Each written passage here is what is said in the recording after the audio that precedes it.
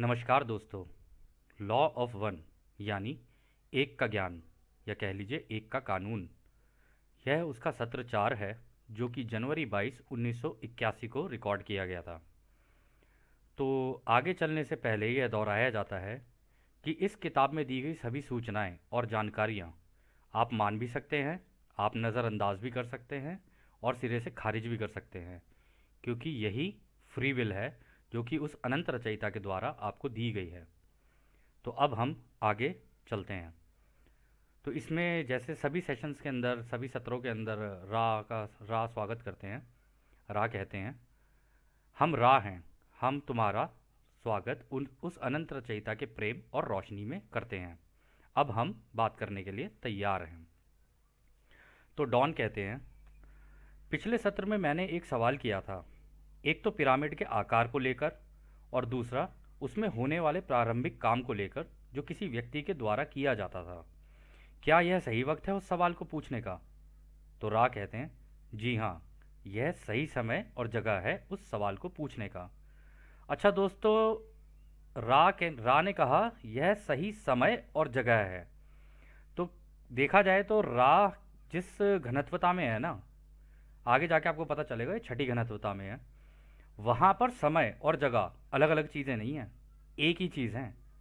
और इस किताब में आगे आगे चलकर आपको पता चलेगा वास्तविकता में समय और जगह कोई भी अलग अलग नहीं है, ये एक ही चीज़ है। और ये बहुत ही सुंदर है इसको जब आप समझोगे तो खैर, आगे डॉन कहते हैं, तो क्या पिरामिड के आकार का प्रभाव उस व्यक्ति से संबंधित है जो ये प्रारंभिक कार्य करता था? तो रा कहते हैं, हमने तुम्हें पिछले सत्र में भी बताया था और जो कि तुम्हें याद भी होगा, इसके आकार का संबंध एक तो उस व्यक्ति के शरीर को तैयार करना होता था, परंतु आत्मा को तैयार करने का तरीका बहुत ध्यानपूर्वक किया जाता था, क्योंकि उसमें समय और जगह का काफ़ी महत्व था। ऐसे सोच के चलना और अपने दिमाग में एक चित्र बनाना कि यदि तुम एक त्रिकोण यानी ट्राइंगल की तीनों साइड के बीच के बिंदुओं को आपस में रेखाओं से जोड़ दो, तो तुम्हें 4 बराबर के त्रिकोण उस ही त्रिकोण के अंदर दिखेंगे। और यदि तुम सबसे ऊपर से देखना शुरू करोगे तो तुम्हें एक हीरे जैसा आकार दिखेगा। यह हीरे के आकार के बिल्कुल बीच में ही वो जगह है जहां पर अनंत घनत्वताओं का या कह लो डायमेंशंस या दिशाओं से ऊर्जाएं आकर मिलती हैं, जहां किसी किसी की भी दिमाग, शरीर, आत्मा की आपस में जुड़ी हुई ऊर्जाओं को संतुलन में लाने का काम किया जाता था। यह इस तरह से बनाया गया था कि जो व्यक्ति ये इलाज का काम करे वो अपने दिमाग का इस्तेमाल करके ध्यान अवस्था में जाकर उस रचयिता की अनंत बुद्धिमानिता को देख सके। यह वो दूसरा काम था जिसके लिए यह बनाया गया था। क्या हम और किसी सवाल का जवाब दे सकते हैं? तो दोस्तों, यहाँ पर जो रा ने बोला उसके लिए ना आपको, ये इन्होंने कहा ना अपने दिमाग में एक चित्र बना के चलना, तो वो चित्र कुछ इस तरीके का है। आप यहाँ देख रहे होगे अपनी आँख के आगे ये पिरामिड है। अब इस पिरामिड में आप देखो, अगर एक लाइन, अगर मतलब इस पूरे पिरामिड के ट्राइंगल को आप देखना, ठीक है, एक लाइन यहाँ उल्टी साइड के बीच में से यहाँ सीधी साइड के बीच में लाया जाए और फिर यहाँ से एक और नीचे लाया जाए और फिर यहाँ से भी एक और जाके इसको जोड़ दिया जाए, तो आप 4 ट्राइंगल देखोगे। एक ऊपर बन रहा है, एक इधर बन रहा है, एक बीच में बन रहा है उल्टा, और एक इधर बन रहा है। तो उन्होंने कहा कि तुम देखोगे कि ये 4 हैं। फिर उन्होंने कहा जब तुम इसे ऊपर से देखना शुरू करोगे ना तो ये तुम्हें एक डायमंड के जैसा लगेगा। और यदि आप देखें, आप नोटिस करें तो यहाँ से यहाँ गए, यहाँ से यहाँ गए, यहाँ से यहाँ गए और यहाँ से यहाँ गए, तो ये एक डायमंड की तरह दिख रहा है। तो उन्होंने कहा जो व्यक्ति ये काम करता था ना वो यहाँ कहीं बीचों बीच बैठता था। तो अब वो बीचों बीच के लिए बनाने का तरीका ये है कि इसके बीच में से भी एक लाइन खींच दो ऐसे सीधी सीधी, बिल्कुल। अब ये आपको देखने में प्योर डायमंड लगेगा। और इस डायमंड के यहाँ बीचों बीच, बिल्कुल बीचों बीच, वो व्यक्ति जो कि ध्यान अवस्था में बैठता था, अनंत रचयिता की अनंत बुद्धिमानिता के साथ अपने आप को जोड़ता था और सारी ऊर्जाएं, अनंत ऊर्जाएं उसके अंदर ऊपर से प्रवाहित होती थी। और ऊपर से प्रवाहित होके जिसका इलाज किया जाता था, चाहे उसके शरीर का इलाज किया जाए, उसकी आत्मा का इलाज किया जाए, उसके दिमाग का इलाज किया जाए, वो सारे इलाज यहीं होते थे। इसको अंग्रेज़ी में हीलिंग भी कहते हैं। तो हम आशा करते हैं कि आपको यह समझ में आया होगा अभी तक कि ये जो इलाज होता था ये बीच में होता था, यहाँ पर इधर बैठ के। तो अब हम आगे चलते हैं। तो डॉन कहते हैं, अच्छा, तो इससे मुझे यह समझ में आया कि जो ये इलाज का काम करता था वो पिरामिड में नीचे नहीं बल्कि बीच में ऊपर की एक जगह थी जहाँ पर ये काम करता था। क्या ये कहना सही है? तो रा कहते हैं, हाँ, ये ठीक है। तो डॉन कहते हैं, तो क्या इसका मतलब इस जगह पर अनेक दिशाओं से ऊर्जा यहाँ इकट्ठी होती थी? क्या ये सही है? तो रा कहते हैं, नहीं भाई, ये पूरी तरह ठीक नहीं है। यहाँ अनेक नहीं, अनंत दिशाओं और घनत्वताओं से ऊर्जा इकट्ठी होती थी। तो अंग्रेजी में वो कह रहे हैं अनंत दिशाएं, यानी जितनी भी आप दिशाओं में सोच सकते हो ना, कि मतलब हमें जैसे पता है उत्तर पूरब, उत्तर दक्षिण पूरब पश्चिम, इसके अलावा भी कई दिशाएं हैं, तो उन सभी दिशाओं से ऊर्जा यहाँ पे अगर आप ऊपर देखोगे ना, यहाँ एकत्रित होती थी। ठीक है, अगर इसमें हम एक लाइन और लगा दें ना, तो वो जो उसकी टोपी हुआ करती थी ना, वो कुछ इस प्रकार हुआ करती थी। यहाँ पे ऐसे, ये इसकी टोपी बन गई। परंतु यहाँ पे आप एक चोंच देख रहे होगे इसके टॉप पे, ये चोंच जैसा नहीं था, यहाँ पे चोंच गायब थी। अगर हम इसको थोड़ा सा खींच के ऐसे कर दें, ये वाली नहीं, रुको, ओहो, ये तो पूरी उसको ही करना पड़ेगा। चलो कोई बात नहीं, आपको समझ में आ जाएगा। आप ऊपर की चोटी का ये हिस्सा ना काट देना, काट दोगे, अगर आप कागज पे बना के देखोगे तो आपको पता चलेगा कि सारी दिशाओं से ऊर्जाएं, चार ही जितनी भी दिशाएं हैं वहां से खिंच के यहाँ पर आएंगी, यहाँ से खिंच के नीचे जाएंगी। और यहाँ पर उन्होंने एक बहुत महत्वपूर्ण बात कही। उन्होंने कहा कि अनेक दिशाओं से नहीं आती, अनंत दिशाओं से आती है, अनंत घनत्वताओं से, यानी अनंत डायमेंशन से। अब डायमेंशन पता है किसे कहते हैं? डायमेंशन कहते हैं, जैसे हमें जितनी भी चीज़ें दिखती है ना, हमें दिखती हैं लेंथ, ब्रेड्थ और हाइट, यानी लंबाई, चौड़ाई और गहराई। इन तीन चीज़ों में हमें सारी चीज़ें दिखती हैं, हमारी जो इंद्रियां हैं उनके हिसाब से। परंतु कुछ घनत्वताएं ऐसी हैं जो हमें दिखती नहीं हैं पर होती हमारे आसपास ही हैं। रा भी बताएंगे आगे चल के कि तुम्हारा ये जो खाली जो स्पेस है ना, जिसके अंदर तुमने लगता है कि कुछ नहीं है, इसके अंदर बहुत सारी कहानियां चल रही हैं। अभी बताएंगे रा आगे। तो उन सभी दिशाओं से, उन सभी घनत्वताओं से यहाँ पर आती हैं सारी की सारी ऊर्जाएं, और जो व्यक्ति काम करता था वो बीच में बैठता था। तो आगे डॉन कहते हैं, क्या पिरामिड का छोटा या बड़ा होने का कारण भी इसके काम करने में कोई प्रभाव पड़ता था? तो रा कहते हैं, यह पिरामिड के बड़े या छोटे होने पर उसके अपने केंद्र बिंदु होते हैं जहां पर यह अनंत बुद्धिमानिता का प्रवाह होता है। इसलिए एक छोटे से पिरामिड का शरीर के ऊपर और शरीर के नीचे होने से यह फर्क पड़ता है कि यह अनंत बुद्धिमानिता कहाँ से प्रवेश करेगी।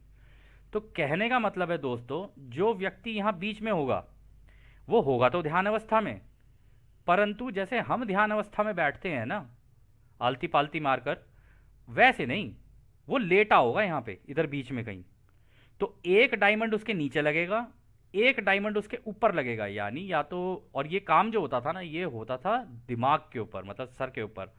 तो उसका जो जो सर होगा ना, सर के ऊपर एक लगेगा, मतलब माथे की तरफ, और एक उसके सर के पीछे की तरफ वहां लगेगा, और वो यहाँ लेटेगा, और सारी ऊर्जा उसके दिमाग से होते हुए उसके शरीर के अंदर जाती थी, और उससे दूसरे व्यक्ति का इलाज होता था।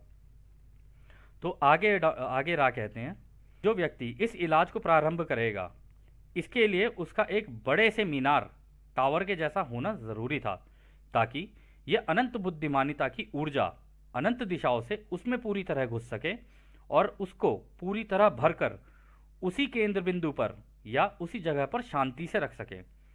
इस इलाज के काम के लिए जो इलाज कर रहा है और जिसका इलाज हो रहा है, दोनों का शांत अवस्था में होना बहुत ज़रूरी था। तो यहाँ पर जिसका इलाज हो रहा होगा ना, वो भी यहीं रहेगा, और जो इलाज कर रहा है वो भी यहीं रहेगा, पर दोनों का शांत रहना ज़रूरी है, और जो इलाज कर रहा है उसका ध्यान अवस्था में रहना ज़रूरी है। तो अगला सवाल डॉन करते हैं, क्या ये बड़ा पिरामिड अभी भी इस्तेमाल किया जा सकता है या ये अब किसी काम का नहीं है? तो रा कहते हैं, हमारे भाई, बाकी पिरामिडों की तरह भी ये इमारत भी एक ऐसे हारमोनियम की तरह हो चुकी है जो अब बहुत ही बुरी धुन निकालेगा। अब तो बस पहले की ऊर्जाओं का भूत ही रह गया इसके अंदर। इसके कारण है कि एक तो तुम्हारी धरती की इलेक्ट्रोमैग्नेटिक यानी विद्युत चुंबकीय ऊर्जा अपनी जगह बदल चुकी है। दोस्तों, यहाँ जो ये इलेक्ट्रोमैग्नेटिक फील्ड की बात हो रही है ना, ये इस सत्र के अंत में हम आपको समझाएंगे। तो वो कहते हैं, और दूसरा, जो इसका इस्तेमाल दूसरों से सहानुभूति ना रख कर किया गया, उसकी वजह से अंदर की सारी तरंगें इसके विरुद्ध हो चुकी हैं। यानी इस पिरामिड का इस्तेमाल कुछ इस तरीके से किया गया जो दूसरों की सेवा के लिए नहीं हुआ। जैसा कि इन्होंने बताया, यह अपनी सेवा के लिए उस जमाने के रॉयल एलिट्स ने अपने लिए रख लिया। उस वजह से इसके अंदर की जितनी भी तरंगे थी वो सारी अब विरुद्ध हो चुकी हैं। अब यह किसी काम का नहीं रह गया है। तो डॉन कहते हैं कि आज भी यह हो सकता है कि सही दिशा में ऐसे पिरामिड जो चीज़ें धरती पर उपलब्ध हैं उसका इस्तेमाल करके बनाए जा सके। तो रा कहते हैं, हाँ, ये तो हो सकता है, और जो सामग्री या चीज़ें हैं वो इतना गंभीर विषय नहीं है। ये उस पर निर्भर करता है जो इस इलाज के काम को करेगा, उसके अपने अंदर के अनुशासन कैसे हैं। बस सही समय, सही जगह और अंदर के अनुशासन की ज़रूरत होती है। तो डॉन कहते हैं, तो मेरा अगला सवाल यह होगा कि क्या इस धरती पर इस समय ऐसे लोग हैं जिनके अंदर ऐसा अनुशासन हो जो कि ये पिरामिड बना सकें और आपके बताए हुए दिशा निर्देशों में से इसमें ये इलाज का काम कर सकें, या ऐसा कोई भी नहीं है अभी इस धरती पर जो ऐसा कर सके। तो रा कहते हैं, हाँ, ऐसे कुछ लोग हैं जो ये कर सकें, परंतु हम तुम्हें दोबारा बताना चाहते हैं कि जो पिरामिड अभी मौजूद हैं वो तुम्हारे भूतकाल में बनाए गए थे। ये एक किसी भी वक्त इस्तेमाल किए जाने वाली मशीन है। हालांकि जो अनंत किरणें उस वक्त ब्रह्मांड से आ रही थी उनकी पवित्रता को समझना ज़रूरी है। उनको ऐसे समझा जा सकता है कि ये किरणें, या कह लो ये किरणों का बहाव जैसे जैसे आगे बढ़ता है वैसे वैसे जागृति बढ़ती चली जाती है और विकसित होना शुरू कर देती है। अभी भी तुम्हारी धरती पर ऐसे लोग हैं जिनकी पवित्रता ऐसी ही है कि वो बिना इस तरह की मशीन के किसी का भी इस तरह से इलाज कर सकते हैं। तो अगला सवाल डॉन करते हैं, यदि हम किसी ऐसे व्यक्ति को ढूंढ लाएं जिसकी पवित्रता ऐसी हो तो क्या आप हमें इस तरह के काम को करने की तकनीक बता सकते हैं। तो रा कहते हैं, हाँ, ये हो तो सकता है। हम इसमें शामिल करना चाहेंगे कि इस तरह का सीखना और सिखाना हर व्यक्ति के साथ अलग अलग होता है। तुम्हारे पहले के युगों या साइकिल के लोगों के दिमाग बड़े भोले और साधारण थे और ना ही उनकी सोच में कोई विभाजन था, परंतु इतने जन्म होते होते तुम्हारी धरती पर उनके दिमाग और सोच विभाजित और संकरी हो गई है। हम ये कहेंगे कि कुछ लोग अभी तुम्हारे यहाँ ऐसे हैं जिनका झुकाव सेवा या सेवा भाव का है, परंतु वो ज़्यादा लोगों से घुलना मिलना पसंद नहीं करते क्योंकि अब उनकी सोच की दिशा पूरी सेवा भाव की हो चुकी है। इसलिए उनके अंदर इस काम को करने की गुप्त कौशल मौजूद है, परंतु उन्हें पता नहीं है। तो अगला सवाल डॉन कहते हैं, मैं बहुत चाहता हूं कि इसकी छानबीन और गहराई से करूं कि इस तरीके से इलाज किया जा सकता है, परंतु समझ नहीं आ रहा है कि कहां से शुरुआत करूं। क्या आप मुझे बता सकते हैं कि मेरा पहला चरण इस दिशा में कैसे और कहां होना चाहिए। तो रा कहते हैं, हम यह नहीं बता सकते कि तुम्हारे सवाल क्या होने चाहिए। हम ये कह सकते हैं कि अभी तक की दी हुई जानकारियों को दोबारा समझो और जिस भी दिशा में सवाल पूछना हो तो पूछ लेना। केवल एक ही स्वास्थ्य है हमारे भाई, जिसको तुम स्वस्थ बोलते हो या कह लो स्वास्थ्य बोलते हो। अपनी विभाजित दुनिया का मतलब तुम इसे स्वास्थ्य बोलते हो अपनी विभाजित दुनिया का या वातावरण में, परंतु लोग अलग अलग होने के कारण अलग अलग तरीके से खराब हैं। इसलिए हर किसी को अपने को ठीक करने के लिए अपने अपने हिसाब से सीखना और सिखाना होगा। तो दोस्तों, यहाँ पर जो बात कही है ना रा ने, वो काफ़ी महत्वपूर्ण है कि देखिए, हम लोग माना सब एक है, माना क्या, जाना, अभी तो जानेंगे कि कैसे एक है। तो जब सब कुछ एक है परंतु हम लोग अलग अलग भी क्यों हैं ना, उसका भी कुछ, उसके भी कुछ कारण हैं जो हमें अभी आगे जाके पता चलेंगे।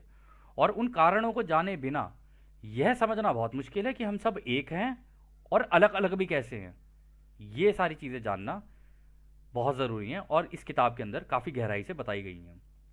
तो अगला सवाल डॉन करते हैं, मैं अनुमान लगा रहा हूँ कि मेरा पहला कदम उस इंसान को ढूंढने का होगा या होना चाहिए जिसके पास इस तरह की योग्यता इस जन्म में मौजूद हो। क्या मैं सही कह रहा हूँ? रा कहते हैं, हाँ ये तुम सही कह रहे हो। तो डॉन कहते हैं, जब मैं एक ऐसे व्यक्ति को ढूंढ लूँ तो क्या आप आगे की इस प्रकार की शिक्षा दे पाएंगे? रा कहते हैं, हाँ ये तो हो सकता है। तो डॉन कहते हैं, तो मैं एक अनुमान लगा रहा हूँ कि ऐसे व्यक्ति का तालमेल इस एक के ज्ञान से मिलता जुलता हो, फिर चाहे उसको इसका बेशक पूरा ज्ञान ना हो, बस उसका रहन सहन इस प्रकार का होना चाहिए। क्या मैंने ठीक समझा? तो रा कहते हैं, ये ठीक भी है और नहीं भी। ठीक ये है कि यह काम जो ये सवाल पूछ रहा है, यहाँ पर डॉन की बात कर रहे हैं, वो भी सीख सकता है।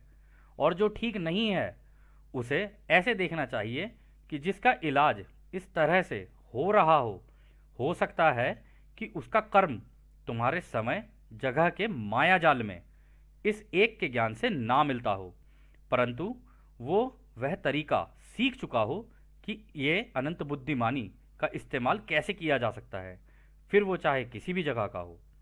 तो दोस्तों यहाँ पर पता है बड़ी एक और महत्वपूर्ण बात कही है इन्होंने कि हो सकता है किसी व्यक्ति का कर्म उस तरीके का ना हो, परंतु उसके अंदर ये वाली जो ताकतें हैं, जो हीलिंग की, जो जिन्हें पावर्स कहा जाता है, ये बचपन से ही उनके अंदर हो, परंतु उन्होंने निकाली ना हो, उन्हें पता नहीं चल सकता। ये कभी कभी किसी के साथ हो जाता है कि हाँ उनकी अचानक से एकदम से निकल के आ जाती है। और यहाँ पर उन्होंने एक चीज़ और कही कि सीखने को तो जो डॉन जो इस किताब का सवाल करता है वो भी सीख सकता है वो, लेकिन उन्होंने ये कहा कि डॉन इसलिए भी नहीं, अभी देखना आगे आप देखना वो कहेंगे कि डॉन इसलिए नहीं सीख सकता क्योंकि उसका जो दिमाग है ना वो थोड़ा सा साइंटिफिक कैलकुलेशन और ये साइंस टेक्नोलॉजी और इन सब चीज़ों में ज़्यादा है उसका, उसका अध्यात्म की तरफ कम है क्योंकि वो सवाल करता है। इस वजह से अध्यात्म की साइड में जिम और कार्ला उनका ज़्यादा झुकाव था, तो इस वजह से यहाँ पर रा ने ऐसा बोला।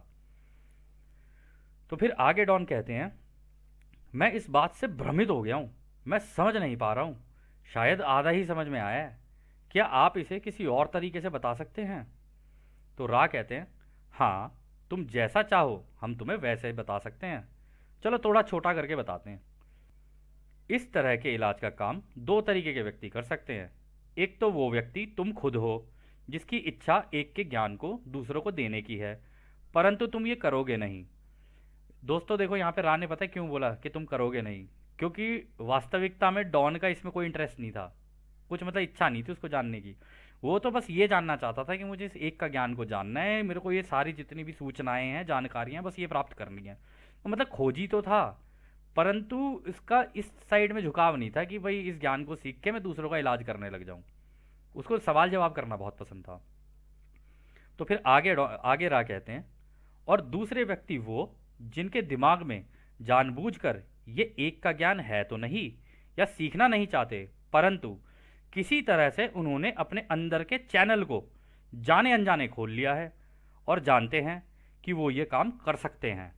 अच्छा दोस्तों यहाँ पर ये जो चैनल का काम बोल रहे हैं ना, आपने कभी कभी शायद कहीं कहीं सुना भी होगा, इस धरती पे कई जगहों पर ऐसा हुआ है कि कुछ लोग ना उनकी ये ना जाने अनजाने जागृत हो जाती है। अब आप इसे कुंडलिनी कह लो या कुछ भी कह लो, हालांकि कुंडलिनी का भी इसमें आगे बताया गया है। तो वो कहते हैं कि ये अपने आप ही जागृत हो जाती है और उन वो ना चाहकर भी ना दूसरों का इलाज बस छू के ही कर देते हैं। कितने उदाहरण हमारे सामने हैं, हमारे सामने साईं बाबा का उदाहरण है, हमारे सामने नानक जी का उदाहरण है, हमारे सामने भगवान राम का उदाहरण है कि टच किया और हो गया। तो उसी तरीके की चीज़ यहाँ पे बताने की बात कर रहे हैं कि कभी कभी किसी किसी केस में ऐसा हो सकता है कि ये जागृति हो जाए। हालांकि ये जो उदाहरण अभी हमने बोले ना, जैसे नानक जी, हमारे साईं जी और क्या कहते हैं भगवान राम, इन केसेस में अगर आप देखोगे ना उन्होंने सबने ध्यान अवस्था में जाकर इन सिद्धियों को प्राप्त किया था। बट इस केस में ये कभी कभी कुंडलिनी किसी की जागृत हो जाती है, तो उसके बारे में बोल रहे हैं। हालांकि दोस्तों हम यहाँ पर कुछ हम पहले ही बताना चाह रहे हैं कि हम किसी एक तरीके के धर्म, जाति या विशेष उसके बारे में बात नहीं कर रहे हैं। यहाँ पर एक के ज्ञान की बात हो रही है, और ये एक का ज्ञान पूरे ब्रह्मांड का ज्ञान है।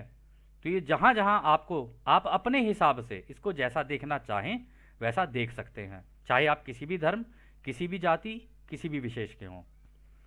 आगे राय ये कहते हैं, ये वो लोग हैं जिनको बिना शिक्षा के इस तरीके का इलाज करना आता है।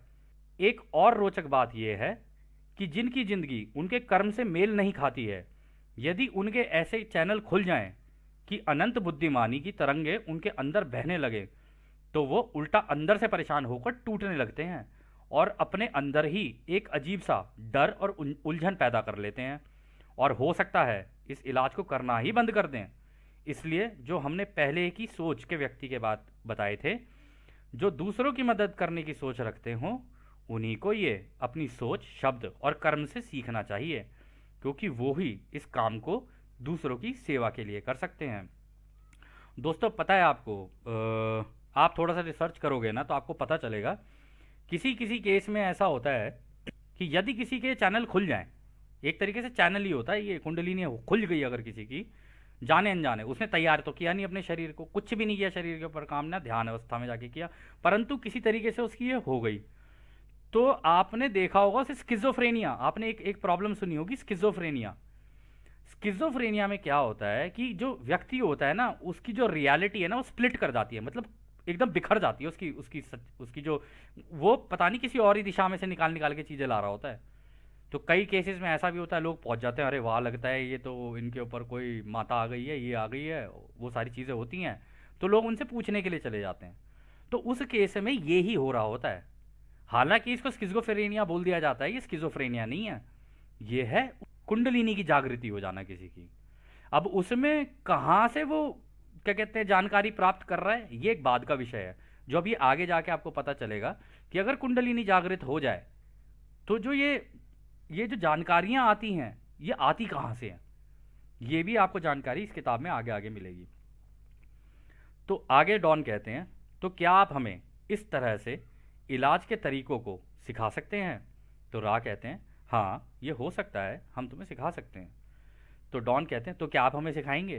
तो रा कहते हैं, हाँ हम ज़रूर सिखाएंगे अगर तुम सीखना चाहोगे तो। अगला सवाल डॉन करते हैं, हमें नहीं पता कि इसको सीखने में कितना समय लगेगा और आप क्या और कैसे बताएंगे। क्या आप संक्षेप में बता सकते हैं कि इस कार्यक्रम में क्या होगा? मुझे नहीं पता है कि इस वक्त मैं इससे जुड़े क्या सवाल पूछूं। तो रा कहते हैं, हम समझ रहे हैं कि तुम इस तरह की जानकारी चाहते हो, परंतु शब्द नहीं मिल पा रहे हैं।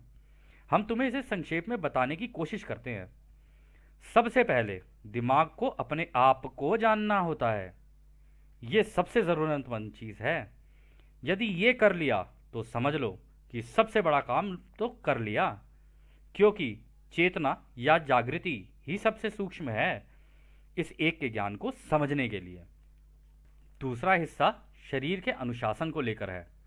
जिस तरह की किरणें इस समय पर ब्रह्मांड से तुम्हारे ग्रह पर आ रही हैं, उसके लिए एक अनुशासन की ज़रूरत होती है कि तुम प्रेम और बुद्धिमानी, ज्ञान के संतुलन का इस्तेमाल करते हुए शरीर को प्राकृतिक तरीके से इस्तेमाल करो। और तीसरा हिस्सा आत्मा को लेकर है। इसके लिए पहले की समझी हुई दोनों बातों का इस्तेमाल करते हुए ध्यान अवस्था में उस अनंत रचयिता की अनंत बुद्धिमानिता से संपर्क बना लो। तो दोस्तों यहाँ जो बात हो रही है ना, यहाँ पर बात हो रही है कि जैसे इन्होंने कहा ना कि पहले तो दिमाग को समझना होता है, उसके बाद अपने शरीर को समझना होता है, फिर जाके अपनी आत्मा के ऊपर समझना होता है। तो ये तीन तरीके के माया जाल हैं ये अपने आप में। अच्छा, इसे माया जाल क्यों कहते हैं ना, ये भी आपको समझ में आएगा। आपने बहुत सुना होगा, हम लोग भी सुनते थे बचपन में अपने बड़े बूढ़ों से, अरे बेटे सब मोह माया है, और बोल के वो तो चले जाते थे और हम बैठ के यूँ सोचते रहते थे मोह माया, अरे छोड़ना यार, किस बात की मोह माया, निकल आगे, यहाँ पे इतनी अच्छी पिक्चर आ रही है, अंदाज अपना अपना क्राइम मास्टर गोगो अपना खेल दिखा रहा है, हम वो देखेंगे। तो खैर उस टाइम पे यार जो था वो था, अभी इसके ऊपर ही देखते हैं, आगे आपको और बहुत अच्छी अच्छी जानकारियाँ मिलेंगी। तो डॉन कहते हैं, शायद मुझे पहले वाली बात को कैसे करते हैं उसका अंदाज़ा है, परंतु अगले दो समझना मुश्किल है। क्या आप अगले दोनों हिस्से थोड़ा खोलकर समझा सकते हैं? तो रा कहते हैं, ठीक है, अपने शरीर को सोचना, जितना अंदर तक सोच सको और जितना उसकी घनत्वता में सोच सको, वहां से ये देखना या सोचना शुरू करो कि ऊर्जा का बहाव कहाँ से और कैसे हो रहा है। उसकी वजह से शरीर में निरंतर ऊर्जा रहती है। इसको समझना कि सभी प्राकृतिक काम शरीर के ठोस कर्म से हल्के कर्म या फिर ज़्यादा ऊर्जा से कम ऊर्जा की ओर बदलते हुए जाते हैं। ये दूसरे काम का संक्षेप है। तीसरे के लिए ऐसे सोचना, एक चुंबक कैसे काम करती है। इसके दो ध्रुव होते हैं, एक दक्षिणी और एक उत्तरी, यानी एक नीचे से ऊपर जाता है और दूसरा ऊपर से नीचे आता है। आत्मा की तड़प या इच्छा ये होती है कि वो उसके अंदर से नीचे से आती हुई ऊर्जा को ऊपर से नीचे आती हुई ऊर्जा के साथ, उस जिसको अनंत बुद्धिमान ऊर्जा बोलते हैं, उसके बीच में मिलाना। जब ये सारी चीज़ें हो जाती हैं तो दिमाग, शरीर और आत्मा में पूरा संतुलन बन जाता है। ये था तीसरे हिस्से का संक्षेप।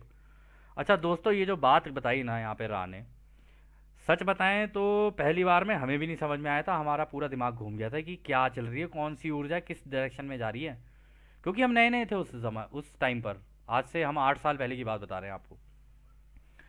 तो हमें समझ नहीं आया था कि क्या है। तो हम लोगों ने थोड़ा सा जाके इसकी जानकारी लेने की कोशिश की कि भाई ये होता है तो होता कैसे है। तो पता चला कि जब भी कोई व्यक्ति ध्यान अवस्था में बैठता है या लेट के ध्यान अवस्था में, दोनों उसकी इच्छाएं वो कैसे करना चाहे, तो होता क्या है ना, ये जो ऊर्जाएं होती है ना, ये पैरों से घुसती हैं, घुसते घुसते घुसते घुसते ऊपर जाती हैं और सर की तरफ जाके फव्वारे की तरह फिर से बाहर निकलती हैं, फिर से चारों तरफ उसके आगे गोला सा बना लेती हैं। अंग्रेजी में से टोरस बोला जाता है। तो वो गोला सा बना लेती हैं, फिर नीचे से दोबारा घुसती हैं, फिर ऊपर ऊपर जाती हैं। इसी तरीके से कुछ ऊर्जाएं ऊपर से भी नीचे नीचे नीचे नीचे आती हैं और नीचे नीचे नीचे नीचे आते आते आते आते गोला बनाते हुए फिर दोबारा ऊपर से निकल जाती हैं। तो एक इस तरीके का एक वो बना देती हैं, एक ऊर्जा का गोला बना देती हैं एक व्यक्ति के आसपास, कि उस ऊर्जा के गोले में, जैसे कि आपने सुना होगा ना कि पहले के ज़माने में जैसे जो लोग क्या कहते हैं साधना किया करते थे, ये सब किया करते थे, तो उनके ना चारों ओर एक गोला बन जाता था। और वो जो गोला बन जाता था ना, वो ऊर्जा का गोला होता था। आप वैसे अगर देखोगे तो आपको दिखेगा नहीं वो, लेकिन यदि आप उसके आसपास भी गए ना तो आपको करंट लग जाएगा एकदम से बड़ी तेज। आपको याद होगा रामायण में रावण आया था सीता हरने, परंतु लक्ष्मण ने क्या किया था, लक्ष्मण ने किया था एक गोला घेरा बना दिया और उसने कहा था भाभी कुछ भी हो जाए इस घेरे से बाहर मत निकलना, तब तक मैं भैया को देखने जा रहा हूं। रावण ने क्या किया, रावण जैसे ही आया उसको लगा वहां से करंट, तो रावण को पता चल गया ओहो यहां पर तो ये वाला घेरा बना रखा है। इसलिए रावण ने छल से माया का इस्तेमाल करके सीता को बाहर बुलाया कि तू इससे बाहर आ, तभी हर पाऊंगा मैं तेरे को। और ये जो रामायण में जितनी चीज़ें बताई गई हैं ना, आप काफ़ी चीज़ें जब इस किताब के अंदर देखोगे ना आपको पता चलेगा कि अरे बाप रे, ये तो सारा एक का ही ज्ञान है, रावण भी है और राम भी है, बस इस केस में रा है। ठीक है, खैर जो भी है आगे चलते हैं। तो डॉन कहते हैं इसका मतलब इस काम को करने के लिए क्या कुछ अलग तरीके से अभ्यास की जरूरत है।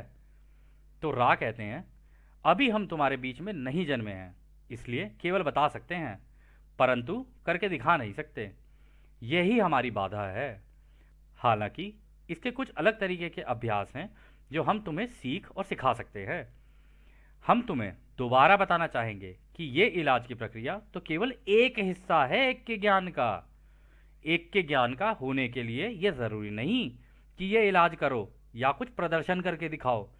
इस ज्ञान को जानकर बस इतना इसका अभ्यास करना होता है। क्या इस सत्र को खत्म करने से पहले कोई और एक दो सवाल हैं तुम्हारे? तो डॉन कहते हैं मेरा मुख्य रूप से उद्देश्य इस एक के ज्ञान को जानने का है और ये काफ़ी मददगार होगा कि अगर हम ये इलाज करने के तरीके को भी सीख पाएं। हमें आभास है कि आपकी इस दिक्कत का कि आप हमारी आज़ादी का उल्लंघन ना करें। क्या आप एक के ज्ञान की और ये इलाज के ज्ञान की परिभाषा बता सकते हैं? तो रा कहते हैं एक का ज्ञान या एक का तरीका या एक का कानून, हालांकि इसको किसी भी तरह के शब्दों में नहीं बांधा जा सकता है, परंतु इसको एक ही तरीके से बताया जा सकता है कि सब चीज़ें एक हैं, कोई भी विभाजन नहीं है। कुछ भी सही और गलत नहीं है, कोई भी दुख और दर्द नहीं है, बस पहचान है। सब कुछ एक है, वो एक प्रेम रोशनी है और रोशनी प्रेम है, एक अनंत रचयिता है। दोस्तों यहाँ पे बहुत महत्वपूर्ण बात कही है इन्होंने कि सब कुछ एक है, कोई दुख नहीं है, कुछ भी नहीं है। ये सारा का सारा जो इसका कर्मकांड है वो होता है पहचान की वजह से। यदि किसी भी तरीके की पहचान है तो ये दुख दर्द और ये सही गलत और ये विभाजन बना रहेगा। और क्योंकि इनको पता है कि सब कुछ प्रेम और रोशनी से बना है और सब कुछ अनंत रचयिता है, और वो कैसे है अभी इस किताब में आप आगे देखना।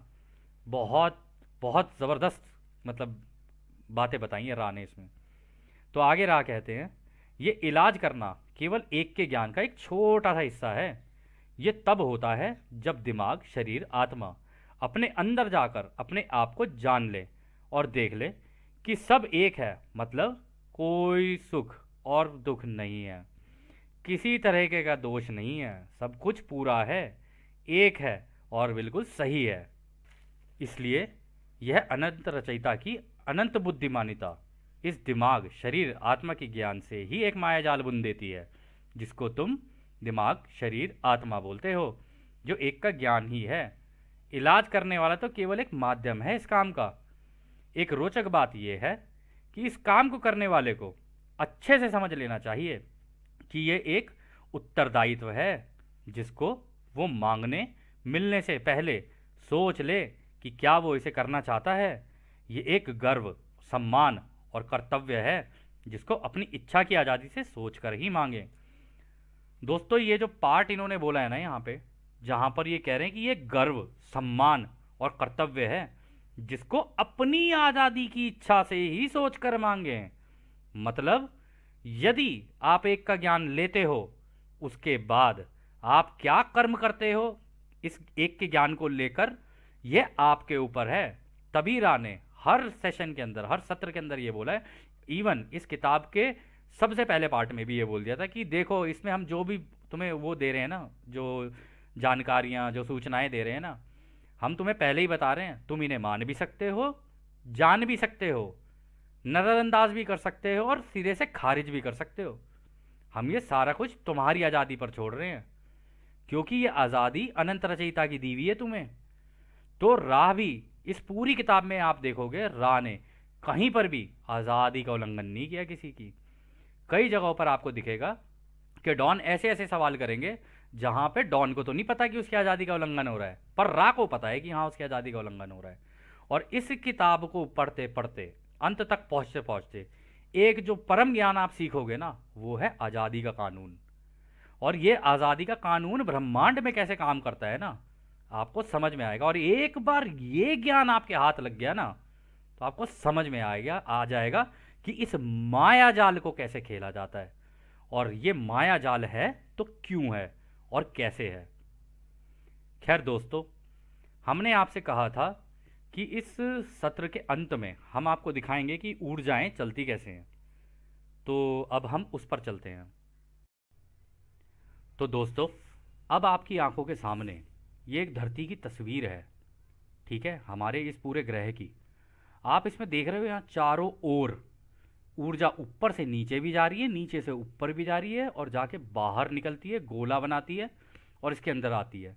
आप इधर से देखोगे सीधे हाथ से, तो सीधे हाथ से ऐसे जाएगी और ऐसे भी आएगी, और ऊपर से नीचे भी जाएगी और फिर ऐसे भी आएगी, और इस मतलब उल्टी साइड में भी निकलेगी, सीधे साइड में भी निकलेगी, अर्थ के चारों ओर एक गोला सा बना देती है।